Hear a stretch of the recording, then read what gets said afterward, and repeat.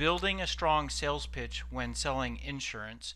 So let's start by looking at some assumptions about the prospects that we sell to, and these kind of apply regardless of what you sell, but I like to assume that in general, people don't really enjoy being sold to. As well, if you're doing outbound prospecting, then you're typically, if you interact with prospects and you're contacting them versus them contacting you, you're likely not to reach them when they're in a buying mode. As well, when you're selling insurance related products, it can often be the case that when you interact with prospects, they often already have some sort of insurance in place for what you sell. Depending on the product that you're talking about, there's a very good adoption level for that particular product. Or there's some insurance products where you cross paths with a lot of prospects that don't think they need it, that particular insurance. And in general, again, regardless what you sell, I believe it's safe to assume that prospects that you interact with, they get sold to a lot. So you need to really keep that in mind, that you're not the only salesperson that is reaching out to them, and these assumptions all should really impact your sales pitch and how you go about interacting with prospects. I also want to look at a couple assumptions that we can make of salespeople, and these apply not just to insurance salespeople, but to all salespeople, in my opinion. And that is that many salespeople, like if we look at the total market that includes everybody that can be sold to, I personally think that, well, if you look at the entire market, you have the majority of people that you interact with that you could maybe classify as suspects. They really don't fit well at all with what you have to sell. They either don't need it, can't use it, won't buy it, or they're not able to buy it and move forward.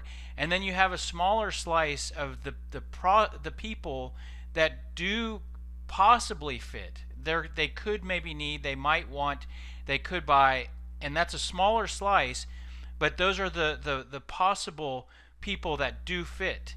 And what I think is that, and then you can also add to that mix a smaller slice of where there's definitely a fit with someone needing what you sell, and then a smaller slice of that with there's a fit right now. Because there's some people that need what you have, but they just don't need it right now. Maybe they're currently using something and they are interested in 6 months, 12 months. I mean, that can be very common in the insurance world. But what I feel like is that many salespeople go out there and they just try to sell to everybody. They will try to sell to anybody that they can get a meeting with. They will try to get a meeting with anybody that they get on the phone or that they cross paths with. And I think that is something that a lot of salespeople do incorrect. And if you go to the other side of the extreme, or even those same salespeople, when they are trying to sell to everybody, you have salespeople that are always looking for the prospect that's ready to buy right now. Meaning this is someone who is always going out there, and it's sort of like a yes no. You have something to sell. Is this somebody that's going to buy? And if not, then they move on. And the reality is that I personally think both of those extremes are very bad traps for salespeople to fall into, and that you should really just more so focus on the red portion of that pie, which is those that could possibly fit, and I'll talk about that here in a second.